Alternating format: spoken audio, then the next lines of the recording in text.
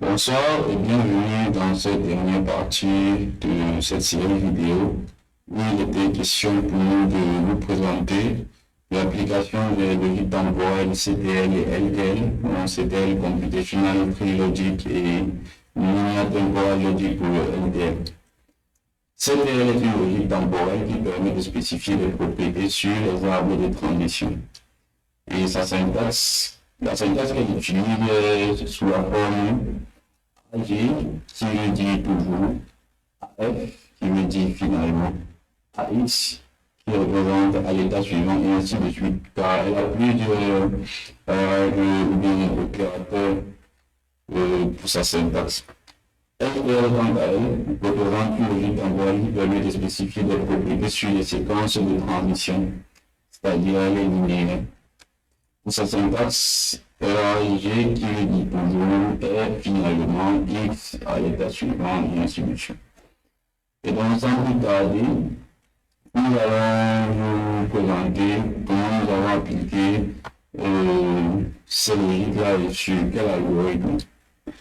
Nous allons utiliser tout d'abord notre algorithme de somme qui a été défini précédemment. Nous allons essayer de ressortir un système de transition qui est cet automate là. Et ensuite, nous avons dessiné l'arbre de transition, qui est celui que vous voyez là. Et donc, si on regarde bien l'algorithme, on a S0, qui est dans l'état l'automate autant pour moi, on a S0. Et ce S0 représente l'état dans lequel nous entrons dans notre algorithme. Et ici, nous avons un n égale à 0, nous tombons directement sur un S3 qui marque la fin de notre algorithme, la fin de son exécution automatiquement. Et ici, nous avons une somme qui sera égale à 0. Et un F1, c'est la boucle sur laquelle on continue, le programme continue jusqu'à ce que sorte de cette boucle pour envoyer un S3. Et si pendant que ce programme continue, nous avons une succession de S1, voilà les bien linéaires, et nous pouvons ensuite avoir de ce S1 de cette chaîne-là, qui découle donc une fin éventuelle de ce programme. Et donc, sur cette partie-là, nous avons les règles du CTL qui sont le AG, où nous avons S qui est supérieur ou égal à 0. Et là, nous voyons que tous les états de S est toujours supérieur ou égal à 0. Et cela peut être vérifié contre cet arbre. Tous ces états, on peut prendre par exemple l'état de S1. Pour avoir notre somme. Ici, on aura un S qui soit supérieur, qui sera toujours supérieur à 0. Mais si nous avons un S0, finalement un S3, nous aurons un S qui sera égal à 0. Et donc, pour la règle suivante, nous avons un AG de I inférieur ou égal à N. Cela dit pour tout S, I sera toujours inférieur ou égal à N. Donc, il y aura un état là, pour tout état, pardon, il y aura un I inférieur à N ou égal à N. Et cela est beaucoup plus démontré sur ce S1 qui est notre boucle.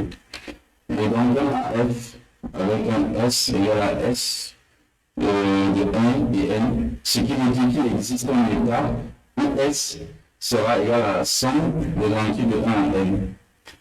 AG qui signifie S inférieur ou égal à S de 1N, qui veut dire pour tous les états, S est inférieur ou égal à N, ou égal à la somme de 1 à N, pardon. Et nous avons AG de I inférieur à N qui implique un AX ici, qui dit S sera inférieur à la somme de 1 à N. Donc, il dit ici pour tout état, il existe un état où I est inférieur à N, et ce qui va renvoyer à une somme qui est inférieure à la somme qu'on attend, c'est-à-dire de 1 à N. Et donc, pour l'état final, nous avons un S, un EF, S qui est égal à la somme que nous attendons bien évidemment, qui marque vraiment la fin de son exécution. Donc, ici, il existe un chemin par lequel on va atterrir sur une étape où S est égal à une autre somme de n entier positif non nul. Et ce chemin-là, on le voit bien, c'est S1 qu'on subvient à S3. Et ce S3, le S3 qui découle du S1 aura toujours notre somme, la somme que l'on recherche. Et pour le LDRI, nous avons un F où la somme est égale à 0. Donc, à un moment donné, nous avons n égale à 0 et donc le résultat sera 0. Ça, c'est une règle de déterminaison. Donc, cela nous permet d'avoir notre somme. Et la règle de sécurité, c'est celle qui nous permet de sortir de notre boucle. Nous avons avec un n qui est supérieur à 0, qui implique que la somme est supérieure à 0. Donc, si n est supérieur à 0, alors à un moment donné, nous aurons la somme qui est supérieure à 0. Dans la réactivité, nous aurons un G de S qui implique F d'une somme qui est égale à notre somme. Donc, à chaque fois que nous sommes à l'état, nous finirons à chaque fois que nous sommes à un état, nous finirons par avoir la somme de n entier positif. Bon, je peux facilement le dire comme suit. À chaque fois dans l'exécution de l'algorithme, il y aura un état où nous aurons notre somme que nous cherchons. Donc, c'est là qui va marquer la forme de l'exécution de notre algorithme. Donc, voilà toute cette série vidéo et merci de nous avoir suivis.